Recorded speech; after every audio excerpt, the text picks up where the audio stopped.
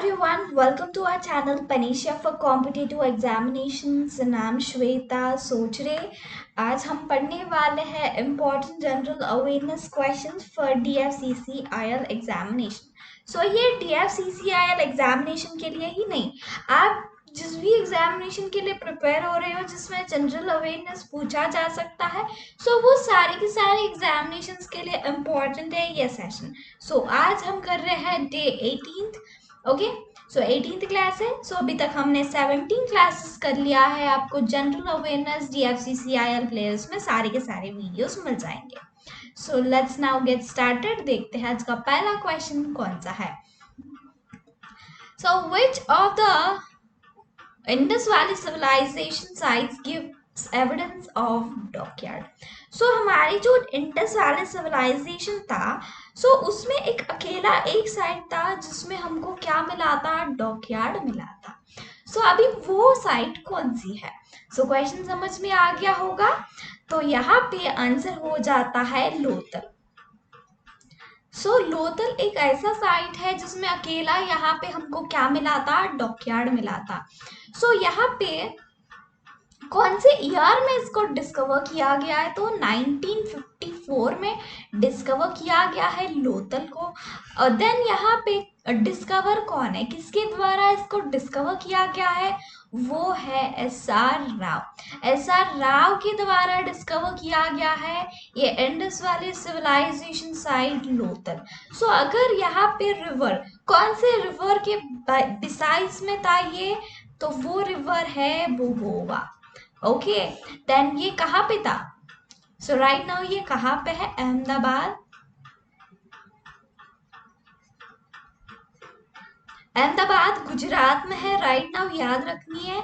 Okay, and next यहाँ पे जो इम्पोर्टेंट डिस्कवरीज, सो हम हर एक साइट में थोड़े इम्पोर्टेंट चीजें मिले हैं जिसके बारे में एग्जाम में पूछे जा सकते हैं। तो यहाँ पे ऐसे कौन से डिस्कवरीज हमको मिले हैं? सबसे पहले देखना, यहाँ पे राइस का हस्क मिला था यहाँ पे। ओके, एंड यहाँ पे फायर अल्टर्स मिले, एंड यहाँ पे साथ ही साथ यहाँ पे इम्पोर्टेंट वन देखना, डबल बरियल। यानी यहाँ पे क्या कर रहे थे, मेल एंड फीमेल दोनों को एक ही साथ यहाँ पे बरी कर रहे थे। ओके, डबल बरियल यहाँ पे हमको मिला था। साथ ही साथ यहाँ पे टेराकोटा,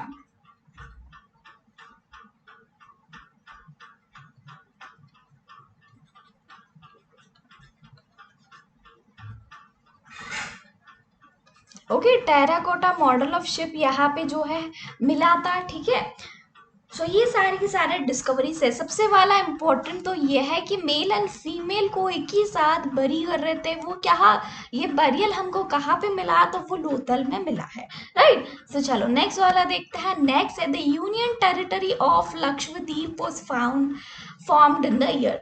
सो हमारा यूनियन टेरिटरी है लक्षद्वीप, पता ही है ना। सो क्वेश्चन क्या है कि इसका फॉर्मेशन, इस यूनियन टेरिटरी का फॉर्मेशन कब हुआ था? सो यहाँ पे इसका फॉर्मेशन हुआ था नवंबर 1st 1956। सो 1956 नवंबर 1st को हुआ था इसकी फॉर्मेशन। अगर हम यहाँ पे देखते हैं तो लक्षद्वीप का कैपिटल क्या है? What is the capital of Lakshadweep? पता होना चाहिए, काफी ज्यादा इंपॉर्टेंट है। Kavaratti. Okay, Kavaratti is the capital of Lakshadweep. Right, so next देखना, यहाँ पे अगर हम बात करते हैं लेफ्टिनेंट गवर्नर एंड एडमिनिस्ट्रेटर कौन है लक्षद्वीप का? तो कौन है? श्री प्राफुल पटेल है। Praful Patel is a lieutenant governor and administrator of Lakshadweep. So इनको अभी दिसंबर 2020 में अपॉइंट किया गया है। एंड आपको पता होगा तो प्राफुल पटेल को यहाँ पे न्यूज में रिसेंटली ये न्यूज में रहे हैं। तो क्यों रहे हैं देखना यहाँ पे। सो लक्षद्वीप के जो पीपल है उन्होंने जो है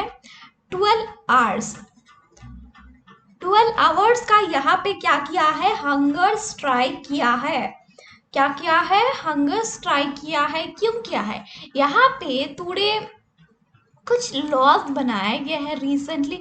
सो उस लॉज के ऊपर उनको हटाने के लिए यहाँ पे इन्होंने क्या किया है, सारे के सारे जो मेंबर्स है, पीपल जो रहते हैं लक्षद्वीप में, उन्होंने अपने घर के सामने 12 आवर्स का हंगर स्ट्राइक यहाँ पे किया था। सो वो लॉस कौन से थे, सो वो काउ स्लॉटर को बैन करने के लिए था एक तो, ओके, एंड यहाँ पे land acquisition,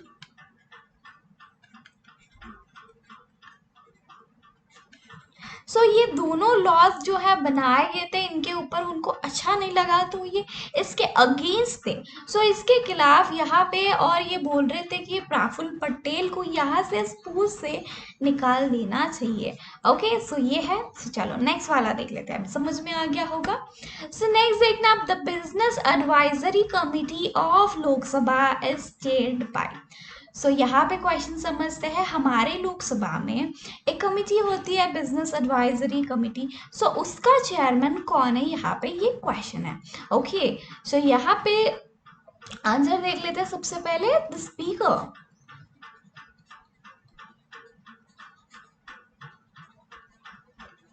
the speaker of the Lok Sabha. So Lok Sabha का स्पीकर ही इस कमिटी का चेयरमैन है। ओके, नेक्स्ट देखना, अगर हम इस कमिटी के बारे में बात करते हैं, द बिजनेस एडवाइजरी कमिटी। सो इसमें 15 मेंबर्स होते हैं और ये 15 मेंबर्स नॉमिनेट किए जाते हैं, किसके द्वारा, nominated by the speaker. So speaker के द्वारा ही नॉमिनेट किए जाते हैं ये 15 members of the committee. Okay, so यहाँ पे बिजनेस एडवाइजरी कमिटी में क्या क्या डिस्कस किया जाता है इस कमिटी, ओके, किस चीज़ों के लेके डील करती है, एक तो लेजिस्लेटिव, ओके, लेजिस्लेटिव बिजनेस से रिलेटेड एंड जो भी अदर इश्यूज है उसके ऊपर ये देखता है। ओके, एंड यहाँ पे अगर बात करते हैं इसको कब एस्टैब्लिश है, यानी इसको कब सेटअप किया गया था बिजनेस एडवाइजरी कमेटी को, इसको 14 जुलाई 1952 को इसको सेटअप किया गया था। अगर हम देखते हैं तो speaker of Lok Sabha, so speaker of Lok Sabha कौन है, अभी हमारे 17th स्पीकर है, ये कौन है, ओम बिरला है। ओके, सो कौन से पार्टी से बिलोंग करते हैं, बीजेपी पार्टी से बिलोंग करते हैं, 17th लोकसभा स्पीकर है। सो थोड़ा बहुत हम स्पीकर के बारे में जानते हैं। यहाँ पे हमारा एक स्पीकर होता है लोकसभा में और एक होता है deputy speaker. Okay, deputy speaker. अगर हमारे कॉन्स्टिट्यूशन की बात किया गया यहाँ पे, तो यहाँ पे आर्टिकल 93, सो आर्टिकल 93 कहता है कि हमारे लोकसभा में एक स्पीकर होगा और एक डिप्यूटी स्पीकर होगा। ओके, याद रखनी है आर्टिकल। एंड यहाँ पे देखना, स्पीकर, अगर स्पीकर रिजाइन करना चाहता है, सो रिजाइन करना चाहता है तो वो रिजिग्नेशन लेटर किसको देता है, डेप्यूटी स्पीकर को देता है। एंड अगर डेप्यूटी स्पीकर को रिजिग्नेशन देना है तो वो स्पीकर को देता है, यानी यहाँ पे वाइस वर्सा। ओके, सो चलो समझ में आ गया होगा। नेक्स्ट वन देखते हैं क्या, चलो, who is India's national security adviser. Question समझ में आ गया है ना, हमारा कंट्री का नेशनल सिक्योरिटी एडवाइजर कौन है। ओके, कौन है, अजित कुमार डोवाल। सो अजित कुमार डोवाल जो है नेशनल सिक्योरिटी एडवाइजर है हमारे prime minister. So prime minister हमारे जो नरेंद्र मोदी जी के अंडर ये काम करते हैं, उनको जो है एडवाइजेस देते रहते हैं।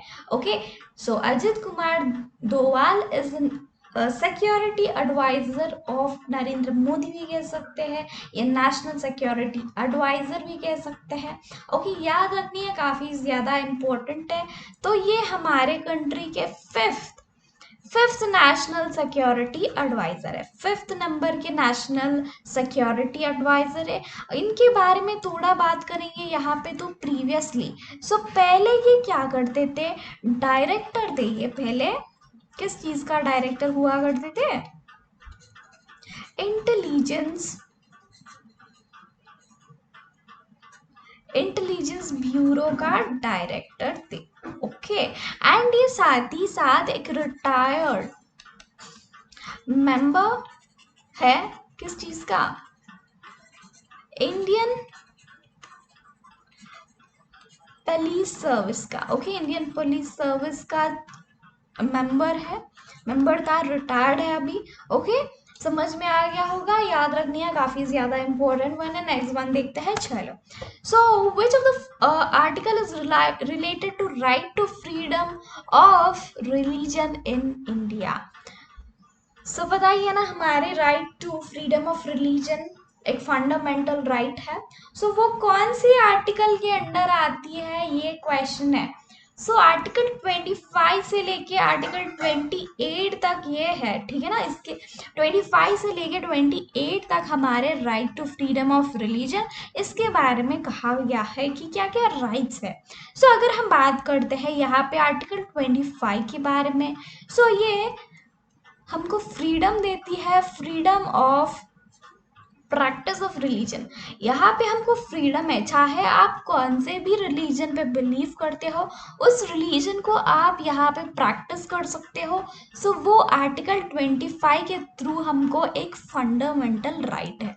आर्टिकल 26 के बारे में बात करेंगे तो ये freedom to freedom to manage.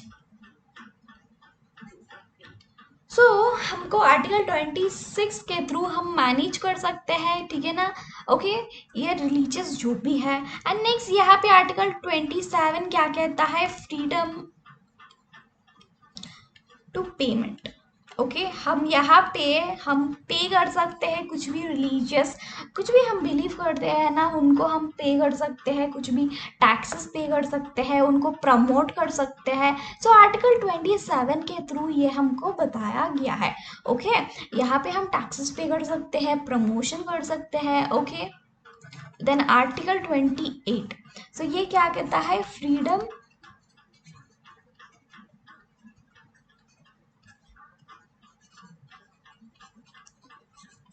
So freedom as to attend. So यहाँ पे क्या फ्रीडम दिया गया है? यहाँ पे हम कुछ भी रिलीजियस वर्शिप सेंटर्स होते हैं ना, कहीं पे भी जा सकते हैं। ओके, ऐसा नहीं है कि ये रिलीजन वाले यहाँ पे नहीं जा सकते, ये वाले वहाँ नहीं जा सकते। ओके, कुछ भी वर्शिप सेंटर्स यहाँ पे हम अटेंड कर सकते हैं।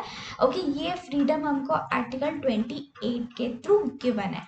सो right to freedom of religion हमारा एक फंडामेंटल राइट है, आर्टिकल 25 से लेके 28 तक इसको बताया गया है। ओके, गिवन है इसमें। तो चलो नेक्स्ट वन देखते हैं। नेक्स्ट देखते हैं अभी, चलो नेक्स्ट वन क्या है? The president of Surat session of Indian national Congress 1907। सो 1907 में हमारा इंडियन नेशनल कांग्रेस का एक सेशन हुआ था। कहाँ पे हुआ था? सूरत में हुआ था। सो यहाँ पे प्रेसिडेंट के बारे में पूछ रहे, तो कौन है यहाँ पे? राज बिहारी बोस, राइट। सो हमारा इंडियन नेशनल कांग्रेस की 1907 इम्पोर्टेंट कहा जाता है। क्यों कहा जाता है? क्योंकि यहाँ पे इंडियन नेशनल कांग्रेस की सूरत की सेशन में एक चीज हुई थी, क्या हुआ था? स्प्लिट हो गया था। ओके, सो ये किस चीजों में? दो चीजों में यहाँ पे ये स्प्लिट हो गई थी, एक तो मॉडरेट्स और एक एक्सट्रीमिस्ट। सो इन दोनों चीजों में हमारा इंडियन नेशनल कांग्रेस की स्प्लिट हो गई। तो यहाँ पे मॉडरेट्स का लीडर कौन था? ये चीज काफी इंपॉर्टेंट है। कौन था? गोपाल कृष्ण खोखले। ओके, एंड यहाँ पे अगर हम एक्सट्रीमिस्ट की बात करेंगे, इसका लीडर कौन था? बाल गंगाधर तिलक। ओके, बाल गंगाधर तिलक एक्सट्रीमिस्ट के लीडर बनिए। यहाँ पे मॉडरेट्स का लीडर गोपाल कृष्ण गोखले बनिए। ओके, सो ये 1907 वाला काफी इंपॉर्टेंट है। अगर हम इंडियन नेशनल कांग्रेस की बात करते हैं 1885 में इसका एस्टैब्लिशमेंट हुआ था। कब? किसके द्वारा? एवो हुम के द्वारा। Okay, W C Banerjee first president रहे हैं इस आईएनसी के पहला सेशन का, डब्ल्यू सी बनर्जी। एंड इस टाइम के जो गवर्नर हुआ करते थे, कौन हुआ करते थे? Lord Dufferin. ओके, सो याद रखनी है, मैंने आपको काफ़ी बार आईएनसी के बारे में पढ़ा चुकी हूँ, काफ़ी ज़्यादा इम्पोर्टेंट है। पहला सेशन में जो है 72 मेंबर्स या 72 डेलीगेट्स ही आए थे। ओके, अगर हम सेकेंड सेशन में 436 मेंबर्स आए थे। सो याद रखनी है, काफ़ी ज़्यादा इम्पोर्टेंट है। इस टॉपिक के ऊपर मैं काफ़ी ज़्यादा प्रेशर डाल रही हूँ क्योंकि ये सबसे ज़्यादा इम्पोर्टेंट है। हर एक एग्जामिनेशन में हमको यहाँ से क्वेश्चन देखने के लिए मिलते हैं। ओके, रिसेंटली जो भी एग्जामिनेशन हुआ है ना इस ईयर में, सो इस ईयर में जो हमको पूछे गए थे ना क्वेश्चंस, तो पहले फर्स्ट वुमेन पूछा गया था। ओके, ये क्वेश्चन आई थी। ओके, हमको याद रखनी है फर्स्ट वुमेन कौन है, फर्स्ट इंडियन वुमेन कौन है आईएनसी के प्रेसिडेंट। ओके, ये सारे के सारे इंपॉर्टेंट, आप एक बार लूसन बुक उठा के पढ़ लीजिए, वहां से थोड़ा इंपॉर्टेंट पॉइंट्स उसमें से आपको मिल जाएंगे, राइट। सो नेक्स्ट देखना, polio is caused by which of the following organisms. So polio जो है किसकी वजह से होती है? सो यहाँ पे मैंने ऑप्शंस देने रखे हैं, यहाँ पे देखना।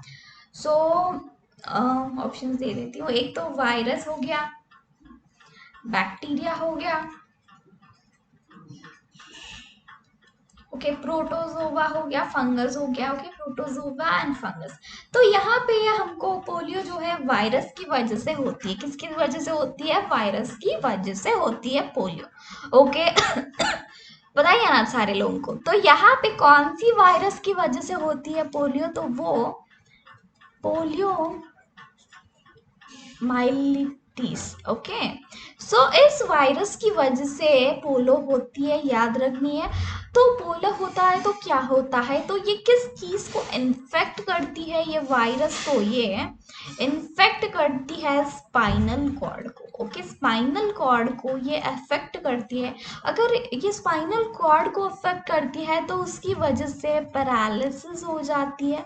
सो पैरालिसिस हो जाती है तो कुछ भी बॉडी के जो पार्ट्स है वो हिल नहीं पाते हैं। ओके, पैरालिसिस का मतलब समझते हो ना, बॉडी जिस पार्ट में पैरालिसिस आती है तो वो बॉडी पार्ट मूव नहीं कर सकते हैं।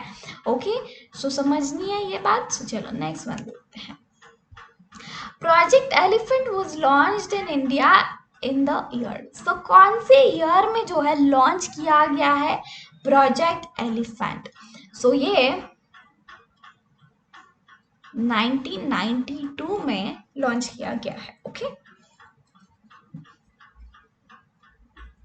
अगर यहाँ पे हम बात करते हैं प्रोजेक्ट एलिफेंट को क्यों लॉन्च किया गया है, अगर मुझे बताना। कुछ भी प्रोजेक्ट्स हमारे कंट्री में लॉन्च होते हैं कि जैसे टाइगर प्रोजेक्ट हो गया, जैसे कि एलिफेंट प्रोजेक्ट हो गया, कुछ भी प्रोजेक्ट्स हो, क्यों? उनको प्रोटेक्ट करने के लिए, उनका स्पीशीज को प्रोटेक्ट करने के लिए ये प्रोजेक्ट्स जो है लॉन्च करते हैं हम। ओके, गवर्नमेंट, ये किसके द्वारा लॉन्च किया गया है? Government of India. So government of India ने लॉन्च किया है इसको। क्यों? एलिफेंट्स को प्रोटेक्ट करने के लिए, और उनका जो हैबिटाइट है उसको प्रोटेक्ट करने के लिए। ओके, हैबिटाइट को प्रोटेक्ट करने के लिए। ओके, चलो याद रखनी है, ईयर काफी ज्यादा इंपॉर्टेंट है। नेक्स्ट देखते हैं। So the title Devanam Priya was used by. So ये टाइटल देवनाम प्रिया जो है किसके द्वारा यूज किया गया है? ओके, बताओ। सो ये अशोका के द्वारा यूज किया गया है, किंग अशोका के द्वारा। सो देवनाम प्रिया के अलावा इन्होंने अपने आप को और एक टाइटल दिया है, वो कौन सी है? प्रिया दर्शी।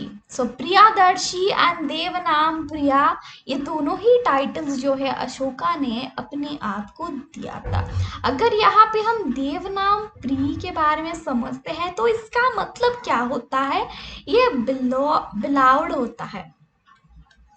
बिलाउड ऑफ हुम, beloved of the God. Okay, भगवान का प्यारा होता है। ओके, देवनामा प्रिया का मतलब, अगर हम प्रियदर्शी का मतलब समझते हैं, इसका मतलब क्या है, जिसका जो अपीयरेंस, जिसका अपीयर होने से क्या जॉय, जॉय आती है, उनको कहते हैं, यानी किसी को देख के हम खुश हो जाते हैं ना, तो उसका मतलब हो जाता है प्रियदर्शी। यानी किंग अशोका को देख के लोगों में जो है जॉय आती थी, खुश हो जाते थे। ओके, इन्होंने ये टाइटल दिया था अपने आप को। ओके, अगर यहाँ पे देखना, किंग अशोका के बारे में हमने कल पढ़ा था, कौन से डायनेस्टी से बिलोंग करते हैं, मौर्यन डायनेस्टी से बिलोंग करते हैं। फाउंडर कौन है बताया ना, Chandragupta, Chandragupta Maurya was the founder. Okay, then इनके बाद आए बिंदुसार, सो बिंदुसार के बेटे हैं अशोका। राइट, समझ में आ गया है ना। और अशोका ने क्या किया है, अपने दो बच्चों के साथ क्या किया है, श्रीलंका भेजा है उन्होंने। श्रीलंका क्यों भेजा था, बुद्धिज्म की प्रमोशन करने के लिए। एंड किंग अशोका ने थर्ड काउंसिल ऑफ बुद्धिज्म को प्रिसाइड किया था, बताइए ना सारे लोगों को। So, चलो नेक्स्ट वन देखते हैं अभी। Jayaprakash Narayan was fondly known as, यानी प्यार से जयप्रकाश नारायण को क्या बुलाते थे। ओके, पता है ना, काफी इंपॉर्टेंट है, पता होना चाहिए, क्योंकि ये हमारे, ओके यहाँ पे देखना क्या है आंसर, लोकनायक। सो लोकनायक जो है, इनको बोलते थे जयप्रकाश नारायण को। सो इनके बारे में अगर देखते हैं तो यहाँ पे इनका जन्म हुआ था 11th ऑफ अक्टूबर 1902 को, एंड 8th ऑफ अक्टूबर 1979 में इनका मृत्यु हो गया था। अगर इनके बारे में बात करेंगे तो ये इंडियन इंडिपेंडेंस एक्टिविस्ट थे। ओके, एंड ये एक सोशलिस्ट थे, एक पॉलिटिकल लीडर। ओके, याद रख लो। नेक्स्ट वन देख लेते हैं, चलो। सो नेक्स्ट देखना, यहाँ पे सागा दावा is one of the biggest Buddhist festival in which state it is celebrated. So saga दावा एक फेस्टिवल है, एक बुद्धिस्ट फेस्टिवल है ये, और कौन से स्टेट में इसको सेलिब्रेट किया जाता है, तो देखना यहाँ पे सबसे पहले आंसर ये है कि ये कौन से स्टेट में सेलिब्रेट किया जाता है, तो ये सिक्किम में सेलिब्रेट किया जाता है इस फेस्टिवल को। ठीक है, सिक्किम में सेलिब्रेट किया जाता है। कौन से मंथ में इसको सेलिब्रेट किया जाता है, तो जून मंथ में इसको सेलिब्रेट किया जाता है। तो आपको जैसे कि पता होगा, बुद्धिज्म को 2 सेक्ट्स में जो है डिवाइड किया गया था। ये कौन से सेक्ट के लोग इसको मनाते हैं, महायाना सेक्ट में जो डिवीजन हुआ था बुद्धिज्म का। महायाना को जिसको फॉलो करते हैं वो लोग ये फेस्टिवल को सेलिब्रेट करते हैं, सागा दावा, जो सिक्किम में सेलिब्रेट किया जाता है। तो ये एक सागा दावा जो है एक तिबेटियन लैंग्वेज है। यहाँ पे सागा का मतलब क्या होता है, फोर्थ होता है। Okay, fourth. एंड यहाँ पे दावा का मतलब क्या होता है, मंथ होता है। ओके, तो ये एक टिबेटन लैंग्वेज में इसको बोला गया है, इस फेस्टिवल को सागा दावा। राइट, तो समझ रहे हो ना। चलो नेक्स्ट वन देख लेते हैं। एंड बुद्धिज्म के बारे में आपको पता ही होगा, काफी ज्यादा इंपॉर्टेंट। यहाँ पे बुद्धिज्म में एक बार बता देती हूँ, देखना बुद्धिज्म में काफी ज्यादा इंपॉर्टेंट। तो यहाँ पे उनका बर्थ एंड डेथ ही और इम्पॉर्टेंट है, उनका चाइल्डहुड नेम, उनका मदर एंड फादर का नेम, यहाँ पे उनका वाइफ एंड सन का नाम क्या है, ये इम्पॉर्टेंट है। साथ ही साथ बुद्धिज्म में यहाँ पे 4 काउंसिल्स हुए थे, वो सबसे ज्यादा इम्पोर्टेंट है, 4 काउंसिल्स। ओके, एग्जामिनेशन में काउंसिल्स के बारे में सबसे ज्यादा पूछा जाता है, ये 4 काउंसिल्स काफी ज्यादा इम्पोर्टेंट है, पढ़ लीजिए। ओके, एंड हमारे जो है विनय पिटक, सुता पिटक, अभिधामा पिटाका, ये सारे के जताका लिटरेचर 4 बुक्स है जो जो इम्पोर्टेंट है, आपको मिल जाएंगे कहीं भी, नॉर्मल यूसन में भी मिल जाएंगे आपको, वहां से पढ़ लीजिए। ओके, एग्जाम में आने का चांस काफी है। ओके, सबसे ज्यादा इम्पोर्टेंट यहाँ पे कॉन्सेप्ट्स ही है। ओके, नेक्स्ट देखना, which process is a protective zinc coating applied on iron to prevent it from rusting. So ये क्वेश्चन बहुत ज्यादा फेमिलियर क्वेश्चन है, आंसर आपको पता ही होगा। सो देखना क्या है आंसर।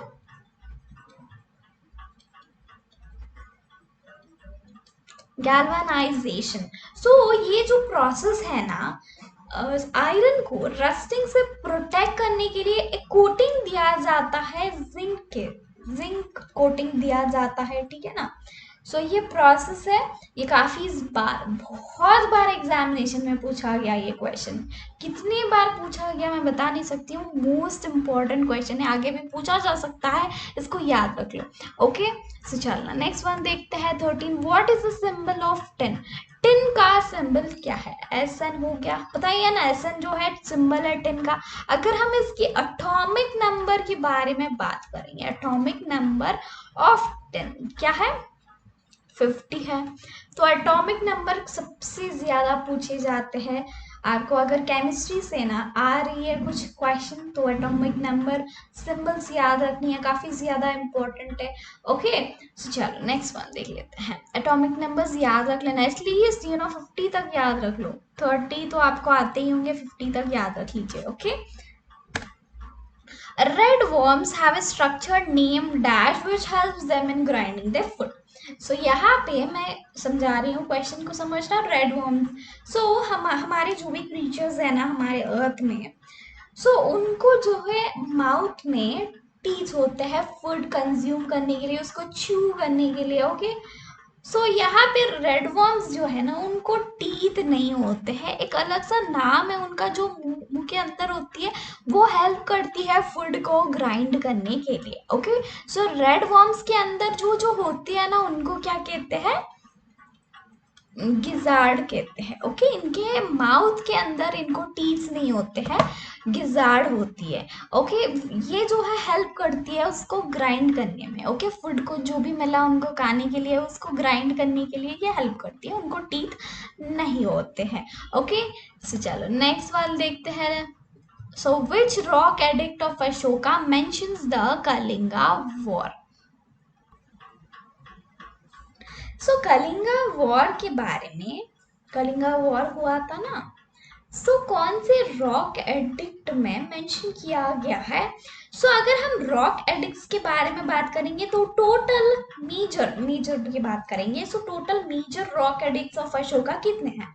तो वो है 14 एडिक्ट्स। सो यहाँ पे कलिंगा वॉर के बारे में आंसर है ये, कौन से रॉक एडिक्ट में कलिंगा वॉर के बारे में लिखा गया है, तो वो 13th रॉक एडिक्ट है, 13th। ओके, सो कलिंगा वॉर कब हुआ था? 261 BC में हुआ था कलिंगा वॉर, राइट। सो इसके बाद यहाँ पे किंग अशोका ने क्या किया है? बुद्धिज्म को अपनाया है। ओके, बहुत ज्यादा यहाँ पे 261 में जब कलिंगा वॉर हुआ था, बहुत ज्यादा खून बह रही थी, पूरा वो जो फाइट वॉर एरिया था वो पूरा खून से भरा हुआ था। ओके, ऐसा पानी के जैसे बह रहा था, तो वो उनको ना बहुत दुखी हो गए थे किंग अशोका। तो जब से उन्होंने क्या सोचा है, अब से मैं वॉर नहीं करूंगा, पीस मेंटेन करूंगा, ये सोचा था, और उन्होंने जो है बुद्धिज्म ले लिया, अपनाया। तो यहाँ पे देखना, इन्होंने थर्ड काउंसिल जो है प्रिसाइड किया है बुद्धिज्म का, ठीक है। अगर यहाँ पे अशोका के बारे में बात करना, यहाँ पे कौन है? बुद्धिज्म चूज कर लिया है अशोका ने। तो इनके जो ग्रैंडफादर कौन थे? चंद्रगुप्त मौर्य, चंद्रगुप्त मौर्य। सो चंद्रगुप्त मौर्य ने यहाँ पे कौन से चीज को, इनके लास्ट टाइम में इन्होंने जो है जैनिज्म अपनाया है। ओके, सो जैनिज्म में क्या होता है, यहाँ पे स्टारवेशन से मरते थे उस समय पे जैनिज्म के लोग। ओके, चंद्रगुप्त मौर्य ने जैनिज्म लिया है, उनके लाइफ के लास्ट स्टेज में यहाँ पे किंग अशोका ने बुद्धिज्म लिया है। ओके, एंड आपको पता ही है ना, जैनिज्म में 24 तीर्थंकरास होते हैं। सो इसमें first, second, third, 23rd and 24th याद रख लीजिए, इंपॉर्टेंट है। ओके, सो इतना ही रखते हैं आज का क्लास। आपको समझ में आ गया होगा, 15 क्वेश्चंस हमने कर लिया है, इसको बहुत ही अच्छे से हमने समझ भी लिया है। Okay, so thank you all for watching this session. अगर सेशन अच्छी लगती है तो please do like this session.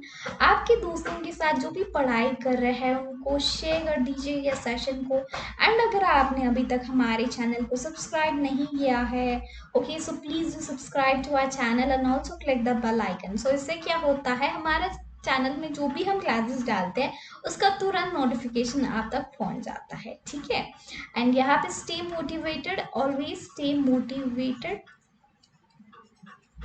आपको मोटिवेटेड रहना है जब तक हमारा लॉकडाउन खत्म ना हो जाए, हमारा एग्जामिनेशन हो जाए।